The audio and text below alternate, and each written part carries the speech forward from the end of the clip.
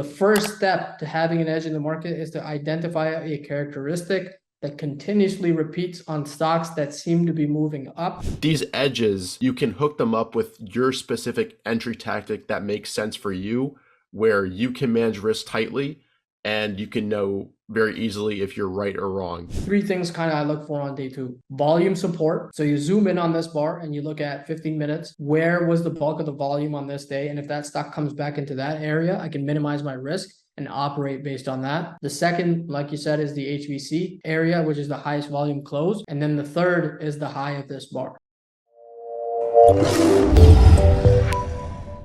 Perfect. So let's get into edges.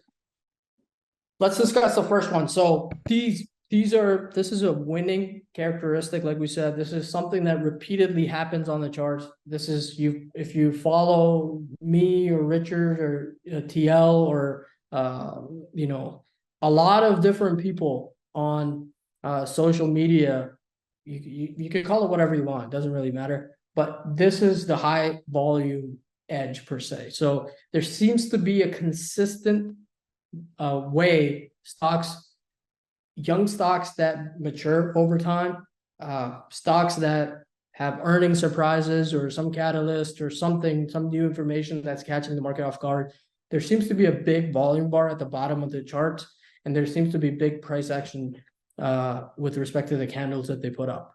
And this has happened in Facebook, Square, Google, Apple, any company, Netflix, ELF, CMG, ISRG, any company that has had a trend, right, has had a large trend and is trading tightly, has good price action and volume, etc., seems to, if you put a wider net on them, you could say maybe 70% of them exhibit this and 30% maybe not. They don't. That's fine, right? We're not saying this has to happen for a stock to be a leader, right? So 60 to 70% seem to show this, and I classify, and I digged a little bit deeper than most people, and I classified that, hey, I see if it's the highest volume that a stock has ever traded, this seems to be a little bit more special than just calling it, hey, this is high volume. So I just quantified it a little bit more, dug a little bit deeper. So I look for the highest volume ever and the highest volume since IPO as my top two winning characteristics that have made me the most amount of money and the most amount of progress that I could possibly make in the markets. The other two, highest volume in a year and highest volume since last earnings, they seem to be a little bit of more so short-term momentum in stocks that are acting well. And that's another, these are just variations you come up with as you continuously trade the same setup over a span of time. The rationale for this is it's visible accumulation on the charts. The rationale for this is historical winners in the market that have moved 100, 200, 300, 400% seem to show this. Even if you feel like you're late to the party when they exhibit these, they seem to double and triple from that point, right? They seem to move after they've put this characteristic up on the chart, they double and triple from that characteristic. So there's new information, market is caught off guard, there's catalyst, there's earnings, related, news related, upgrade, downgrade related. So there are different ways that this characteristic seems to happen in the markets. So let's get back and take a step back. So we talked about the high volume edge, and let's see if it meets your checklist. It's a winning characteristic. Why? Stocks in the past have exhibited this. It increases the chances of a positive outcome, because if stocks in the past that have exhibited this are going 100 and 200%, I've identified my winning characteristic. It increases the chances of me having a positive expectancy over a series of trades. Prior leadership stocks have exhibited this. I can execute upon this repeatedly. It's a pattern that I watch for, and I can make that pattern a source of income. I can make this winning characteristic a source of income, which is eventually what an edge is. I've studied it by myself, and I have hundreds and hundreds of examples that I can refer to and how those stocks tend to move. And I've done the appropriate deep dive to master this setup so that I can trade it by myself and not be dependent on anyone else for it. So let's get into some examples. These are some historical examples and old drawings or charts that we have. The first one being, this stock gaps up. Many of you will likely know which stock this is. This stock gaps up, puts in a bar, and something has happened. This was an earnings catalyst, and the volume was highest in over a year. This is 40 million shares being traded, and there's something that's happening in this company, whatever the case might be. But this is the winning characteristic that I'm looking for at this point. If I trade this over a series of 50 HVs, for example, I will have a positive expectancy in my equity curve. Same thing with this. We have the highest volume ever on this particular name, whatever it is that happened on this gap up. The company then goes from about 35 to 57. Again, it gives me a chance that if I were to just track these and this particular characteristic that we're talking about, then I can have a positive expectancy in the markets. So there's some more examples over here. This is the highest volume since IPO. This is the highest volume since IPO day, and there's follow-through volume. This you'll remember is UPST. This I assume is an IPO. For some reason, I don't remember which one, but it gets the point across, right? We're looking for a characteristic, and let's get into some live examples of this, Richard. So I will go to our screener. We have put together a list of examples that we could talk about live, just to give you guys a look at some of the recent ones. And I really want to dive deep into what these are and what some of the examples are in recent times, to give you some visual evidence as to how we could trade these. So first example, Richard, let me know if you can see my screen. Yeah, I can see it. And before you get into, there's a question from Manuel. What's the best way to scan for volume and scan for these edges that we're talking about? You could use pretty much any scanner. Obviously, I will have a bias because heavily involved in DeepView. DeepView, we have presets, so you can look for highest volume in a year, highest volume ever, highest volume since IPO, and highest volume since last earnings. So all of those are configured in DeepView already. But you can scan for these. You should be able to scan for these on most platforms, anyways. So. Great. Any other questions? No, I think let's dive in, and I'm sure some will come as we go. Okay, perfect. So this one is, ANF, it gaps up. There's some sort of catalyst that's happened. And then if we zoom back out, this is the highest volume the stock has seen in over a year. So there's something that happened at this point in time. The stock's gapped up to that point. And then if we zoom in, the stock puts in a high closing range. And this thing's gone from 30 to about 55. So the first step to having an edge in the market is to identify a characteristic that continuously repeats on stocks that seem to be moving up. And that's literally the first step. And people will skip steps here and say, where do I enter? What do I do? How do I do this? How do I set an alert? Magically just enter the names. That's a discussion for another webinar that we'll get into, the very specific entry tactics that you can use. But that's the first step. As we build these frameworks, the first is to identify some sort of characteristic that seems to work. So this is just, let's generalize a little bit. This stock, as it gapped up, moved from 30 to about 55 in the short span of time. Here's another one, APP. It's kind of the same situation. This volume was the highest volume in over a year. The stock was in a downtrend, right? It gapped up, but poor closing range, comes back in, and then this gap up over here seems to function. The difference is the market was not good over here, and the market kind of turned around over here, and this stock goes from 20 to about 40 from May of this year to September in a short span of time. How did this start? This is the highest volume in over a year, which is HV1. Let's go. And Right, can I jump in? Yeah, I know we won't dive too deep into this, but can you touch on maybe the entry tactics that you'd like to use after these HV edges? Personally, I like to see a range form, a tightness. I'll also play the HVC, especially if there's a tight range around that. But how do you primarily trade these type of setups? So there's three things that you could look for. One is you could be a day zero, which is, day one, it gaps up and you look at, what is the earnings surprise on this? What it has a company done that's causing this gap up? That's one edge. In this case, you could see there's not much of a surprise and not much of sales growth in terms of what they're doing. The second is I tend to wait for day two, right? I feel most comfortable. I don't care. At the end of the day, you have to be comfortable with risk. And for me, I can define my risk a lot better on day two. There's three things kind of I look for on day two. Volume support. So you zoom in on this bar and you look at 15 minutes. Where was the bulk of the volume on this day? And if that stock comes back into that area, I can minimize my risk and operate based on that, right? The second, like you said, is the HVC area, which is the highest volume close.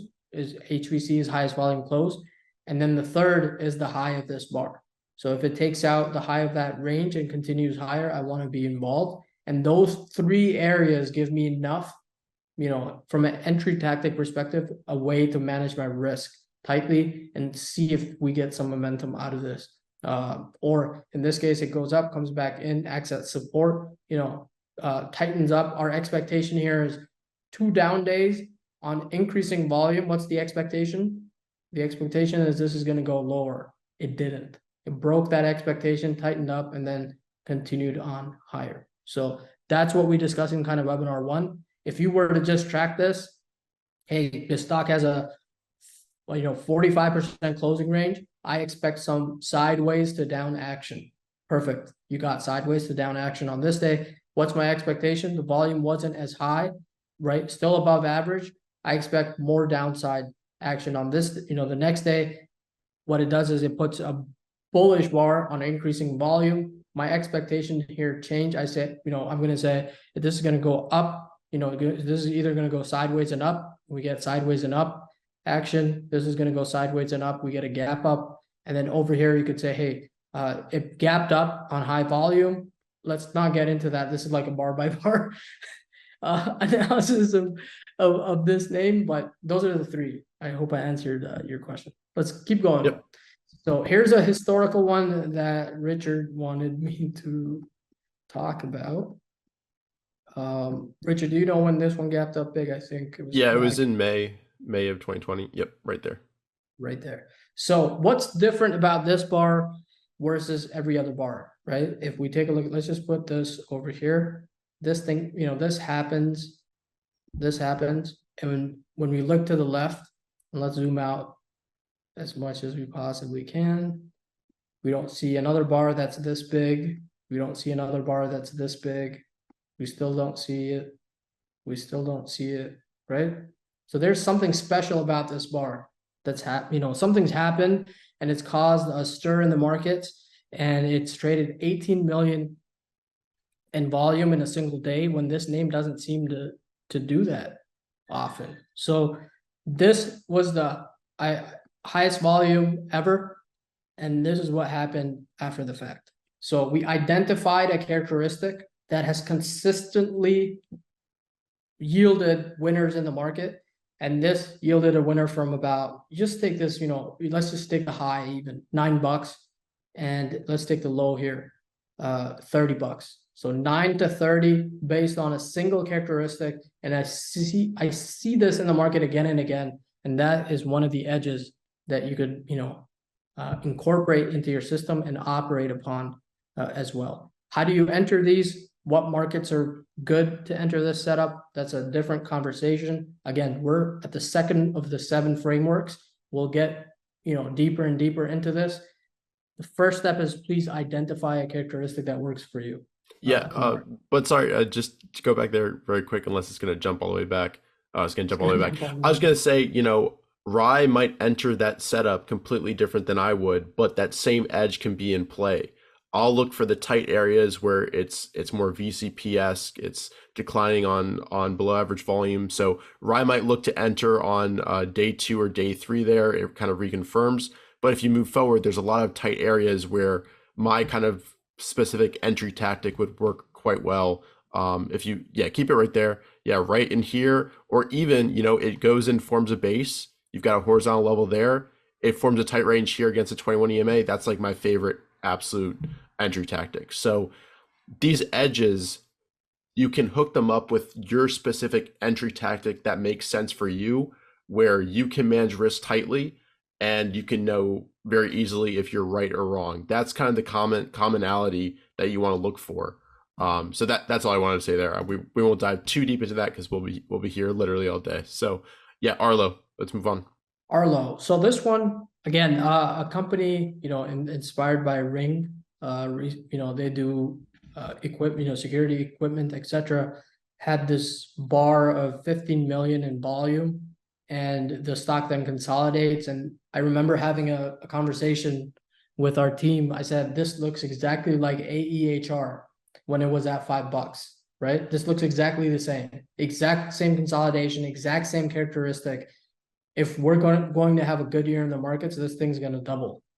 And that was not, I have some superpowers or something. That was just, this thing looks exactly the same as this other stock that I may have missed in the past, and I don't want to miss this again, right?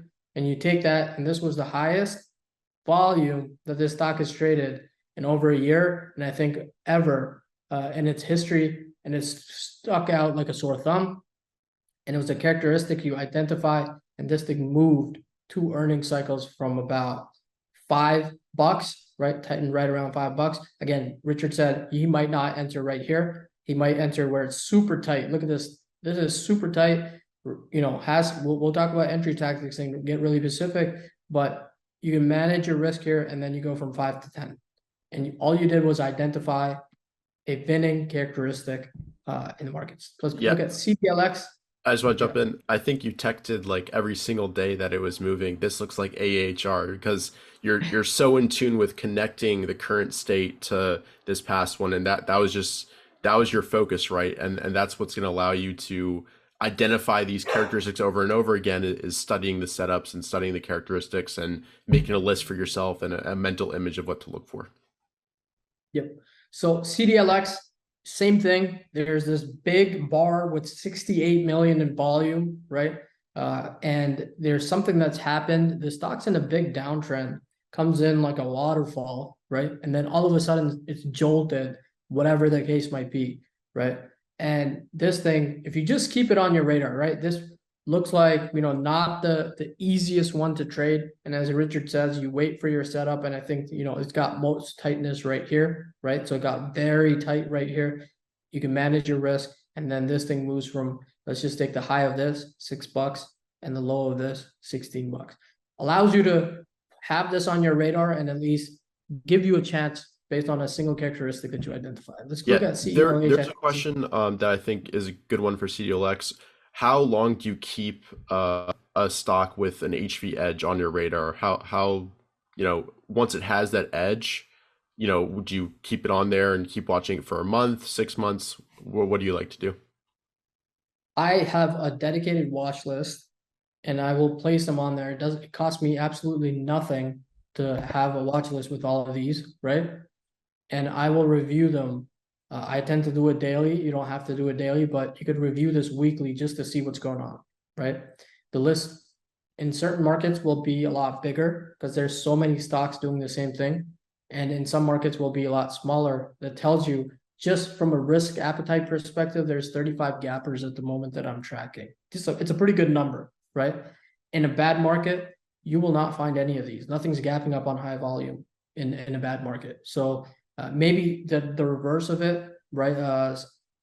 People call it the reverse peg, the highest down volume in a year, highest down volume ever, highest whatever. Those seem to work in a downtrend. I tend to maintain the upside, and there are 35 stocks. So if you feel like, some of them, you as you trade this and you build instinct and you look at this and you say, hey, this seems to be a biotech that is, has done nothing, and it goes from $1 to $9 in a day. A lot of people come back to me and say, hey, that's a HV. Why aren't you trading that? Well, I'm not that, insane yet, where a stock moves from 1 to 9. There's no way to manage risk at that point. Or it moved on some sort of news, it gapped up on some sort of news, and there's still no way to, manage your risk. Something like a CELH, when it gaps, has good, fundamentals to back it up, has good technicals to back it up, has a good story. There's some elements that you need to surround. It's not just, I have an edge. BBIO has moved from $1 to $9. You told me this is an edge, and that's a binary approach. It's we'll get into the entry tactics and qualify these as good ones and bad ones in a little bit as well. So let's take a look at CELH. What are we looking at, Richard? I think it's the 2020 gap, right? You picked this one, not me. So I'm talking about this gap. Yeah. Right here. Yeah, so that was right before that long base. So you're already looking at that if you want to go to the daily. Yeah, so let's look at that on a daily. Yeah. So in the chat, leave right now, list out the edges that you look for, as well as your setups that you like to use. Let's keep it on the weekly. I remember trading this, and I'll tell you guys a pretty good story. So this one had the highest volume initially over here at $6, and it had this particular gap, and it did nothing until the next quarter, right? It did nothing. All it did was frustrate the heck out of everybody. It was downgraded on this particular day. I still remember that week. It was downgraded, and it didn't break its range. And this thing eventually had a monster run from 17, and it's trading at 200 now, but this was the highest volume in a year, and the highest volume ever, and the highest volume since IPO. And it consolidated, it frustrated, but then it put that in again, right? Highest volume. This one was bigger. This was bigger. This was the highest volume ever. Again, a stock that trades at 200 right now exhibited this sign at 15 and at 20, right? And this is not the only example. So again, a winning characteristic that you identify. Let's keep going. ELF. This one is a beauty in terms of how this has moved over the past couple of quarters. So let's take a look at this day. Yep. Even if you pick this up at 50, you're giving yourself some sort of chance to go from 50 to 105, right? So this gap, highest volume in a year. This gap, highest, qualifies as the HV. This recent gap qualifies as an HV, and now that we have this one, which was a poor closing range, so it needs to come back in, do whatever. Now it's a little bit late, right? We've gone from 50 area, which is the high of this bar, to the low. Let's just take the low of this to 115. So this has moved quite a bit at this point, but it gives you a chance. If you were to just track this characteristic in the market, it gives you a chance at the end of the day to have this type of run. Let's look at Uber recently. Uber has had a lot of these gaps on HVs, and then we see a character change, like this tightness after the gap, which we see in the RMV. That's a whole separate discussion. I'm kind of, fascinated by it, but this tightness after this gap is a lot different than how it traded over here. There's a lot of bigger spikes in terms of volatility, and this has moved from the high of 36 to about 50. A little bit of a slow mover, has higher flow, right? So it needs to carve out. It's kind of like an AMD type of mover, right? Has a bigger float in the market. 2.04 billion shares are available for trade. So it moves a little bit slower, but again, you track that, that's a highest volume, and you go from 30 to about 50 before a basis. Same thing with BRT. There's not, these stocks just don't move without the signature that we're seeing. So this initial gap, maybe you don't catch this, it gaps up, poor closing range, you kind of ignore it. You can't ignore it over here. This is higher volume, right?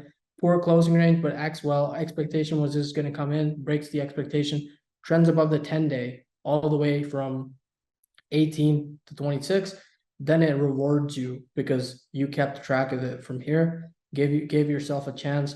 And if you got this run, you could definitely held it through the earnings, and it gaps up to 30. So we're talking about a stock, let's just say from 19 to a low of this 37 in this recent, run that we've had in the markets. And these are just 11 examples that we've gone through. Let's go through like PTON back in 2020. How did the PTON run start before it doubled, tripled, and then some, and then gave it all back? same characteristics, exact same characteristic. So we see this PTON IPOs, right? 2020 COVID happens, comes back up. This bar here is the highest volume the stock has traded since IPO, and the highest volume ever right here. Obviously it consolidates a bit, it's not tight enough. It has a rash action, but it tightens up eventually, and then we go for this epic run. But it all starts from the fact that I did not trade this, right? It was on my radar, but I did not trade this. I did not trade this run, but it gives you a chance, right? You catch 3 out of 10 of these. You catch, 10 out of 30 or 10 out of 50 or 12 out of 50, whatever the case might be, over a series of time. If you just keep track of this characteristic, you give yourself a chance, right? You're giving yourself some sort of chance, just maybe I will catch this stock to the upside. So these are not guarantees we're making. We're saying if you catch 3 of 10 and you keep your probability at that, let's just say, or even 2 of 10, the one that you do catch and that one doubles and triples could have this potential run to the upside. So there's many others. I mean, we could go, all day. PLTR's initial run from IPO started from this, this right here that a lot of people talk about. Yeah, and this is an example of an edge. You can adopt this and study it for yourself, or you can start to notice the characteristics that your common winning trades have and look for more of those. The thing is, you want to build a framework around what you're doing, list out your edges, make a checklist, know what to look for. All of this is trying to become more systematic, more repetitive, so your inputs are consistent, and ideally that helps you improve your outputs over time as well, and just try to improve and improve and improve.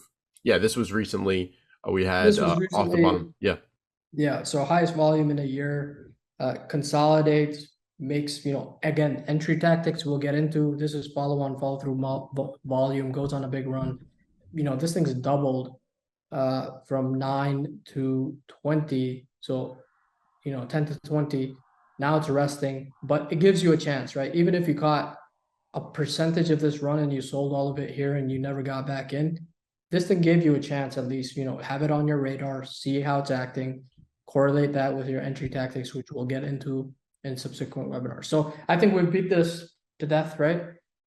It's identify a characteristic, collect hundreds of examples, allows you to repetitively operate in the markets again and again on that, and changes your expectancy of a positive outcome as a stage 1 trader to a very minimum at a stage 2. And then when we combine this in subsequent webinars with entry tactics, how do we enter, how do we minimize risk, how do we operate, that will take you from 2 to 3.